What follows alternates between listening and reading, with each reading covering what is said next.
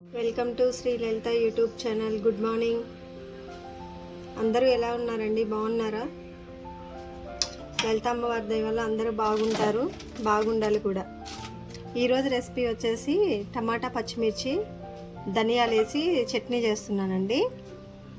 ఒక పావు కేజీ పచ్చిమిర్చి ఒక 6 తీసుకున్నానండి. అవి కూడా పావు కేజీ ఉంటాయి. టమాటా కడిగి కట్ చేసుకున్నాను. పచ్చిమిర్చి ఇట్లా మధ్యకి కట్ చేసి వేస్తున్నానండి. మధ్యకి కట్ చేస్తే నూనె లోపలికి వెళ్ళిపోతుంది కాబట్టి అంటే అక్కడక్కడ వదిలేసాను, మొత్తం కట్ చేశానండి. నూనె మధ్యలోకి వెళ్ళి పచ్చిగా తగలుకుని ఉంటాయి. నూనె మధ్యలోకి వెళ్ళి పచ్చిమిర్చి బాగా వేగుతాయి కానీ కాబట్టి చట్నీ టేస్ట్గా ఉంటుంది. ఇప్పుడు మనం ఈ కలిదిప్పేటప్పుడు చాలా జాగ్రత్తగా కలిదిప్పాలండి, ఎందుకంటే ఈ పచ్చిమిర్చి పేలుతూ ఉంటాయి. అందుకనే వాటర్ మొత్తం పోయిన దాకా శుభ్రంగా కడిగి తీసుకొని మనం ఇలా వేయించుకోవాలి. ఒక్కోసారి ఏమైందంటే ముఖం మీద కింది పడతాయండి నూనె కూడా. మాకు తెలిసిన వాళ్ళు ఒకళ్ళు బోండాలు చేస్తుంటే ఆ పిండి బోండా పేలి మొత్తం ఫేస్ అంతా మచ్చలైపోయాయండి.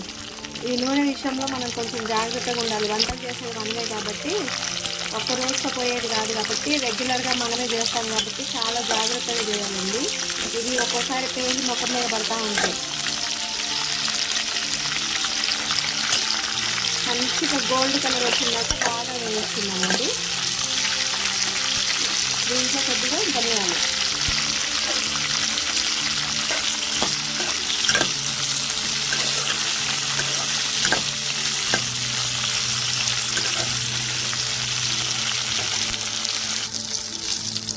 ఇలా వేయించుకోవాలండి.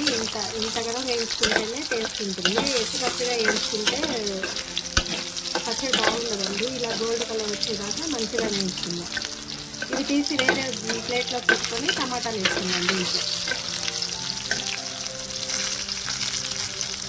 టమాటాలు వేసానండి. ఇప్పుడు మనం కొంచెం చింతపండు కూడా వేసుకొని మూత పెట్టి సిమ్లో మగ్గనిద్దాం. టమాటా ముక్కలు కొంచెం చింతపండు వేస్తున్నామండి. పచ్చిమిర్చి ఒకటి నచ్చగా పచ్చిమిర్చి వేసా, చింతపండు వేస్తున్నాం. ఇప్పుడు మనం సిమ్లో మంచిగా మగ్గనిద్దాం. టమాటా బాగా మగ్గాలి. మధ్య మధ్యలో కలబెట్టుకోవాలండి. చింతపండు అది సరిపోతుంది. రోలు ఉంటే రోట్లో నూరుకున్నా లేదా మిక్సీలో అయినా కానీ పచ్చగానండి, బాగా మెత్తగా పట్టద్దు. మనం మిక్సీలో కూడా రోట్లో వేసినట్టే చట్నీ చూడగానే రోట్లో దంచినట్లుగానే తయారు చేసుకోవచ్చు. బాగా పేస్ట్ తయారు చేయొద్దు. పచ్చగా ఒక రౌండ్ అలా తిప్పి వదిలేస్తే రోట్లో పచ్చలాగే ఉంటుందండి. మళ్ళీ ఒక నిమిషం మనం సిమ్లో పెట్టేసి మగ్గనిద్దాం. కర్రీ బాగా టమాటా మొత్తం దగ్గరికి రావాలి.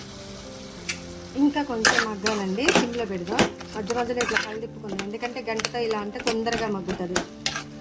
అంటే పచ్చడి కాబట్టి నేను టమాటాలు మెత్తకాయ తీసుకోకుండా కొంచెం దోరకాయలు తీసుకున్నానండి, బాగుంటుంది. మళ్ళీ ఒక్క నిమిషం మగ్గనిచ్చేసి మిక్సీ పడదాం.